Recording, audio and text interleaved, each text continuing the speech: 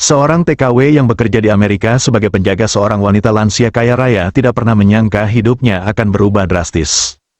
Awalnya, semuanya berjalan biasa. Ia merawat majikannya dengan sabar dan penuh tanggung jawab. Namun, suatu hari, anak dari sang majikan datang membawa pacarnya untuk dikenalkan. Reaksi sang ibu benar-benar di luar dugaan. Bukan bahagia, justru ia menolak mentah-mentah pacar anaknya itu. Yang mengejutkan, sang majikan malah menawarkan sesuatu yang tak pernah dibayangkan, menjadikan si TKW sebagai istri anaknya sendiri. Bagaimana akhir dari kisah ini? Apakah cinta bisa datang dari tempat yang tak terduga? Atau justru ada keputusan besar yang harus diambil? Tonton video ini sampai habis, dan jangan lupa klik like serta tulis di kolom komentar, kamu nonton dari daerah mana?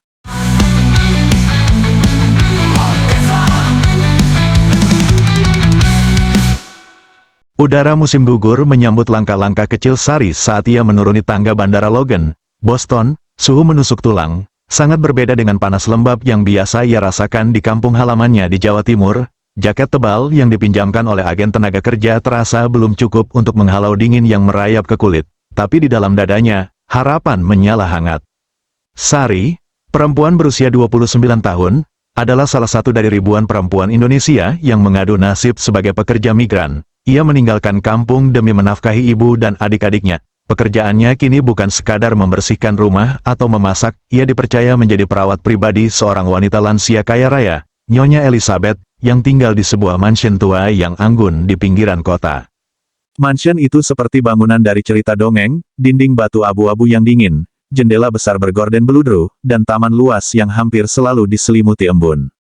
Tapi di dalamnya, keheningan menyelimuti segala sudut, menandakan bahwa rumah itu telah lama dihuni oleh kesepian. Pertemuan pertamanya dengan Nyonya Elizabeth berlangsung singkat namun mengesankan. Perempuan tua itu duduk di kursi roda, mengenakan pakaian rapi, rambut perak disanggul rapi. "Kau dari Indonesia?" tanya Nyonya Elizabeth dengan nada datar tapi penuh pengamatan.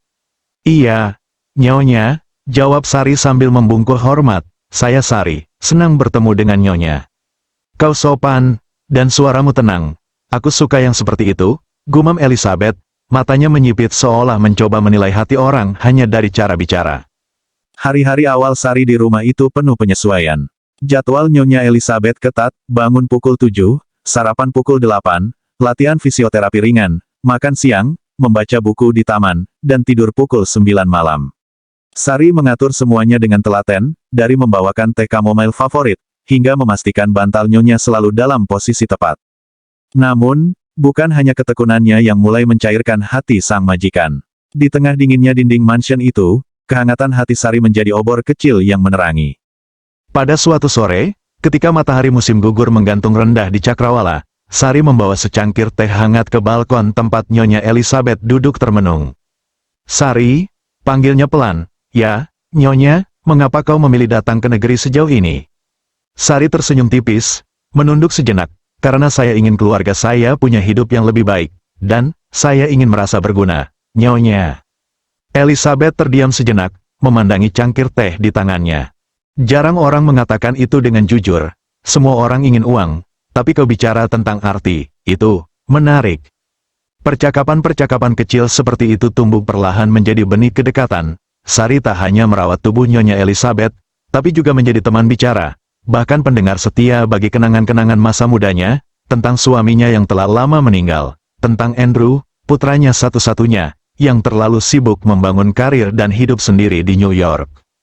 Andrew tak pernah betah di rumah, ia menganggap tempat ini seperti museum tua, kata Elizabeth suatu malam.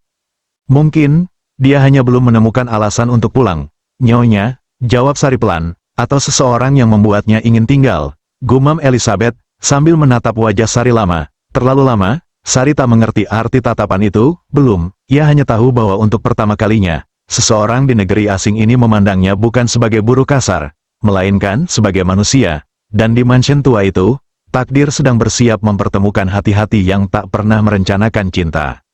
Musim gugur telah berganti menjadi awal musim dingin. Salju pertama jatuh seperti kabut putih yang menyelimuti pekarangan mansion Nyonya Elizabeth, pohon-pohon meranggas, dan udara menjadi semakin dingin. Namun ada kehangatan yang tak biasa di rumah itu, bukan dari perapian, melainkan dari keramaian yang jarang terjadi. Andrew Whitmore, putra semata wayang Nyonya Elizabeth, akan datang mengunjungi ibunya setelah hampir 2 tahun tak pulang. Bersamanya, ia membawa seorang wanita muda bernama Vanessa Lee, kekasihnya, yang menurut gosip akan segera ia lamar. Nyonya Elizabeth duduk di ruang tamu, mengenakan mantel bulu klasik dan bros zamrud peninggalan mendiang suaminya, matanya menatap keluar jendela, namun pikirannya jauh ke dalam. "Sari," katanya tanpa menoleh. "Ya, Nyonya, Andrew akan datang hari ini, bersiaplah. Aku ingin semuanya terlihat terhormat." Sari mengangguk, walau hatinya sedikit berdebar. Ia belum pernah bertemu Andrew, namun mendengar banyak tentangnya, ambisius, dingin, cerdas, dan sangat sibuk. Beberapa jam kemudian, suara mobil mewah terdengar di pelataran. Sari membukakan pintu, dan di hadapannya berdiri seorang pria tampan dengan jas panjang warna hitam dan syal abu-abu. Di sampingnya, seorang wanita berpenampilan mencolok, rambut pirang bergelombang, sepatu hak tinggi, dan tas bermerek. "Kau siapa?" tanya Vanessa tajam, saat Sari menyambut mereka. "Saya, Sari, perawat pribadi Nyonya Elizabeth." "Oh, pembantu," gumamnya pelan, tapi cukup terdengar. Andrew hanya melirik singkat, lalu melangkah masuk tanpa banyak basa-basi. Begitu melihat ibunya, ekspresi keras di wajahnya sedikit melunak. "Mother," katanya sambil mencium pipi sang ibu, "akhirnya kau pulang juga," jawab Elizabeth, "dan ini pacarmu." "Vanessa Lee," kata Vanessa sambil tersenyum lebar, "senang bertemu Anda, Nyonya Elizabeth." Namun, tidak ada kehangatan dalam pandangan mata Elizabeth, tatapannya tajam, menilai, dan kecewa. Hari-hari setelah kedatangan Andrew terasa tegang. Elizabeth tak kunjung membahas soal rencana lamaran. Sebaliknya, ia justru sering mengajak Sari duduk bersamanya, membaca buku, atau menemaninya minum teh sore, tepat di hadapan Vanessa. Vanessa, yang peka terhadap sinyal sosial, mulai merasa terganggu. "Kenapa ibumu begitu dekat dengan perawat itu?" tanya Vanessa di kamar tamu, dengan nada geram. "Mungkin karena dia merasa kesepian, dan Sari cukup perhatian," jawab Andrew tanpa emosi. "Kau nggak lihat caranya menatap perempuan itu, seperti lebih percaya padanya daripada padaku." Andrew terdiam. Diamnya bukan tanda setuju, tapi juga bukan penolakan. Di sisi lain, Sari mulai merasa tidak nyaman. Ia bukan orang yang suka jadi pusat perhatian, apalagi perhatian yang membawa kecanggungan. Namun Nyonya Elizabeth seakan sengaja ingin menunjukkan sesuatu, seperti sore itu, saat mereka makan malam bersama. "Andrew," kata Nyonya Elizabeth tiba-tiba, "pernahkah kau berpikir, jika kebahagiaan itu tak selalu datang dari kelas yang sama?" "Maksud ibu, lihat Sari, sederhana, setia, tulus, ada banyak hal yang bisa dipelajari darinya." Vanessa menatap Sari tajam, seperti ingin menelanjangi niatnya. "Jadi, Anda lebih suka saya atau pembantu Anda ini?" tanyanya datar tapi tajam. "Aku lebih suka seseorang yang bisa membuatku tenang di usia tua, dan membuat anakku benar-benar bahagia," jawab Nyonya Elizabeth tegas. Malam itu, keheningan terasa lebih tajam daripada embusan angin musim dingin. Sari menyadari ada badai yang mulai terbentuk, bukan di langit, tapi di dalam rumah itu, dan ia berdiri tepat di tengahnya. Beberapa hari setelah kedatangan Andrew dan Vanessa, suasana di mansion mulai terasa sesak, ketegangan menggantung di udara, seperti awan hitam sebelum badai. Andrew, yang awalnya ingin menghabiskan waktu singkat bersama ibunya dan segera kembali ke New York, mulai menyadari bahwa kehadirannya kali ini tidak seperti biasanya. Sang ibu tidak menunjukkan antusiasme terhadap Vanessa, bahkan seolah menjauh. Sebaliknya, perhatian Nyonya Elizabeth terus tertuju pada Sari. Puncaknya terjadi saat makan malam resmi keluarga, yang sengaja disiapkan oleh Elizabeth di ruang makan besar berdekor klasik. Vanessa tampil memukau, mengenakan gaun mahal berwarna merah marun, duduk dengan anggun di sisi Andrew. Di ujung meja, Elizabeth duduk dengan tenang, sementara Sari, seperti biasa, berdiri di sampingnya untuk membantu jika dibutuhkan. Namun malam itu berbeda. "Sari, duduklah," perintah Nyonya Elizabeth tiba-tiba. Sari terkejut. "Maaf, Nyonya, aku bilang duduk, ini makan malam keluarga." Vanessa melirik Andrew, lalu menatap tajam ke arah Sari yang perlahan duduk di kursi kosong. Makan malam berjalan canggung, hanya suara alat makan dan sesekali batuk ringan dari Nyonya Elizabeth yang terdengar. Setelah hidangan penutup, Elizabeth meletakkan sendok dengan perlahan, lalu menatap Andrew tajam. "Andrew, aku ingin bicara soal masa depanmu." "Tentu, Ibu. Aku tahu kau datang kemari ingin memperkenalkan Vanessa, dan berharap mendapat restuku." Vanessa tersenyum tipis. yakin arah pembicaraan mulai menguntungkan. Tapi aku tidak bisa memberikannya. Hening, seperti ada sesuatu yang jatuh, mungkin harapan. Apa maksud Anda, Nyonya? Tanya Vanessa, nadanya meninggi. Aku tidak menyukai caramu memperlakukan orang, terutama Sari. Kesopanan tidak bisa dibeli dengan gaun dan tas mahal. Andrew menatap ibunya. Ibu, ini tidak adil. Elizabeth mengangkat tangannya. Dan satu hal lagi, aku ingin kau mempertimbangkan Sari sebagai calon istrimu. Ruangan mendadak membeku. Apa? Seru Vanessa, setengah berdiri dari kursinya. Ini gila, ujar Andrew. Sari, dia pekerja di rumah ini. Kami tidak cocok, Ibu. Kadang yang cocok bukan yang selevel, tapi yang sejiwa, balas Elizabeth tanpa ragu. Sari berdiri cepat, wajahnya pucat. Nyonya, mohon, saya tidak pernah bermaksud. Aku tahu kau tidak berniat apa-apa, Sari, tapi aku bisa melihat hatimu lebih jernih daripada mereka yang datang dengan niat tersembunyi. Vanessa melempar serbet makan ke meja. Saya tidak akan duduk diam melihat ini. Kalau Andrew tidak menolak ide gila ini, saya yang akan pergi. Andrew menatap Vanessa, lalu menatap ibunya. Semuanya terasa kacau. Sari segera pergi meninggalkan ruangan dengan mata berkaca-kaca. Ia tidak ingin jadi penyebab pertengkaran. Apalagi jadi alasan seseorang merasa direndahkan. Namun malam itu, satu hal menjadi jelas, pilihan telah dilemparkan, dan masing-masing dari mereka harus menanggung akibatnya. Sejak malam makan malam itu, suasana di mansion berubah drastis. Senyum Vanessa menghilang sepenuhnya, digantikan tatapan tajam dan komentar dingin yang ditujukan langsung maupun tidak langsung kepada Sari. Andrew, yang sebelumnya lebih banyak diam, kini mulai menghindari pembicaraan dengan ibunya, dan bahkan kepada Sari. Sementara itu, Sari memilih untuk tetap bekerja seperti biasa. Ia tak ingin memicu keributan. Tapi ia tahu, dirinya kini bukan lagi hanya seorang perawat. Dalam pandangan Vanessa, ia adalah ancaman. Suatu pagi, saat Sari tengah menyusun obat harian untuk Nyonya Elizabeth di dapur kecil, Vanessa datang dengan wajah datar. Sari, ucapnya pelan, ya, Nona, kau pikir karena Nyonya menyukaimu, kau bisa naik kelas. Sari menatapnya hati-hati, saya hanya bekerja di sini, Nona, tidak lebih. Vanessa mendekat, suaranya berubah dingin. Kau pikir Andrew akan tertarik pada perempuan sepertimu? Tidak, jangan mimpi, kembalilah ke tempat asalmu sebelum semua ini jadi buruk bagimu. Sari tidak menjawab. Ia tahu, menjawab hanya akan menambah api. Tapi kata-kata itu membekas, dan malam harinya ia menangis dalam diam, duduk di pojok kamarnya. Namun hal-hal tak berhenti sampai di situ. 2 hari kemudian, Nyonya Elizabeth mengalami reaksi alergi parah setelah sarapan, wajahnya membengkak, dan napasnya tersengal. Sari yang kebetulan sedang membersihkan kamar atas, segera berlari turun begitu mendengar suara bel darurat berbunyi. Dengan cepat, ia menyuntikkan EpiPen darurat yang memang selalu disiapkan, dan memanggil ambulans. Hidup Nyonya Elizabeth nyaris melayang pagi itu, kalau saja Sari terlambat beberapa menit. Andrew datang tergesa ke rumah sakit. Ia menemukan ibunya yang lemas, namun masih cukup sadar untuk berkata, "Kalau bukan karena Sari, aku mungkin sudah mati." Andrew, apa yang terjadi? Sarapan pagi itu, ada sesuatu di dalamnya. Aku tidak pernah makan stroberi, tapi entah kenapa, jusku terasa aneh. Andrew menoleh ke arah Sari, yang berdiri gelisah di ujung ruangan. Ia lalu menatap manajer rumah tangga yang mempersiapkan makanan, dan sayangnya, semua petunjuk mengarah pada satu hal, ada seseorang yang ingin mencelakakan Nyonya Elizabeth. Kecurigaan awal justru dilemparkan pada Sari. Vanessa dengan cepat menemukan botol sirup stroberi kosong di tempat sampah dekat dapur. "Lihat ini," katanya, pura-pura terkejut. "Apa ini bukan bukti?" Andrew sempat termakan manipulasi itu. "Sari, kau menambahkan ini ke jus ibu?" Sari terkejut. "Tidak, Tuan Andrew, saya tidak pernah menyentuh jus Nyonya pagi itu. Saya sedang di lantai atas. Bahkan, saya..." Namun sebelum Sari bisa menyelesaikan kalimatnya, perawat rumah sakit masuk dan berkata bahwa Nyonya Elizabeth ingin bicara secara pribadi dengan Andrew.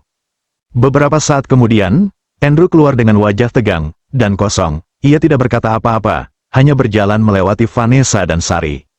Malamnya, Sari duduk sendiri di dapur, menatap lantai dengan pandangan kosong. Ia merasa seperti orang asing yang baru saja diadili tanpa bukti. Tapi di saat itu, suara familiar memecah keheningan. "Kau menyelamatkan nyawaku, dan aku tahu itu." Nyonya Elizabeth berdiri dengan bantuan tongkatnya. Ia mendekati Sari perlahan. "Aku tahu siapa yang mencoba menyakitiku, tapi biarkan aku yang mengurusnya. Kau Tetaplah jadi dirimu sendiri. Sari, dunia ini butuh lebih banyak orang seperti kamu. Sari tak mampu berkata-kata, ia hanya menunduk, air matanya jatuh ke pangkuan, bukan karena kelemahan, tapi karena keteguhan hatinya diuji begitu dalam. Dan diam-diam, dari lantai atas, Andrew memperhatikan, ada sesuatu dalam dirinya yang mulai retak, keyakinannya. Ia mulai mempertanyakan, siapa sebenarnya yang bisa ia percayai. Hari-hari setelah insiden di rumah sakit berjalan dengan sunyi, Vanessa memilih untuk menginap di hotel kota, dengan dalih, ingin memberi ruang. Namun sebenarnya, ia sedang menyusun rencana baru, kali ini lebih halus, lebih licik, ia tahu tekanan langsung tak mempan. Maka sekarang ia mengatur strategi untuk menjatuhkan Sari secara perlahan, lewat citra, lewat reputasi. Sementara itu, Andrew mulai menghabiskan lebih banyak waktu di mansion. Sesuatu dalam dirinya terganggu, bukan hanya karena ibunya nyaris meninggal, tapi juga karena ada ketulusan dari seseorang yang tak ia sadari sebelumnya, Sari. Sari tetap bekerja seperti biasa, ia tidak berubah sedikit pun, tidak mencari perhatian, tidak mencoba mendekati Andrew, justru sikapnya yang biasa-biasa itulah yang membuat Andrew memperhatikannya lebih dalam. Suatu pagi, Andrew menemukannya di taman belakang. Sari sedang duduk sambil menyulam syal untuk Nyonya Elizabeth, dengan jari-jari yang terlatih dan mata yang penuh konsentrasi. "Kau yang menyulam itu?" tanya Andrew pelan. Sari menoleh cepat. "Ah, iya, Tuan Andrew. Maaf, saya tidak tahu Anda di sini." "Panggil aku Andrew, kita tidak sedang di ruang rapat," ujarnya sambil tersenyum tipis. Sari hanya tersenyum sopan, kembali ke sulamannya.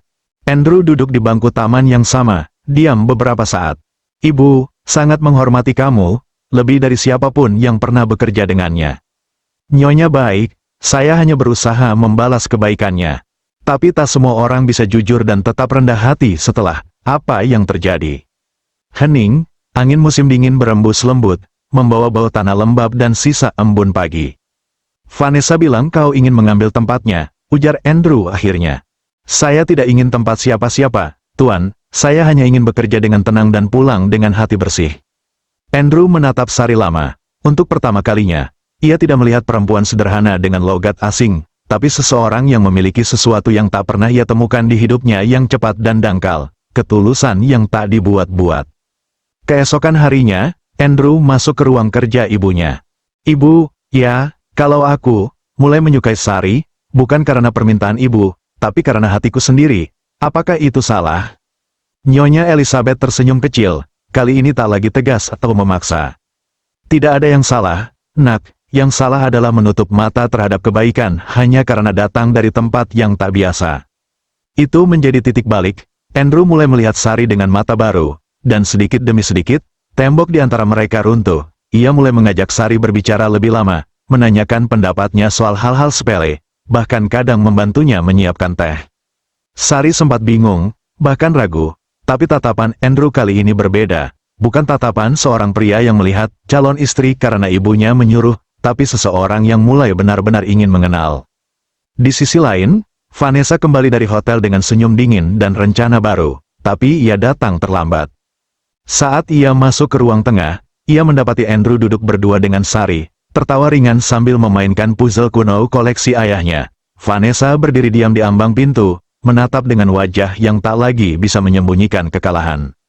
Andrew menoleh, dan menatapnya datar. "Vanessa, aku ingin bicara empat mata.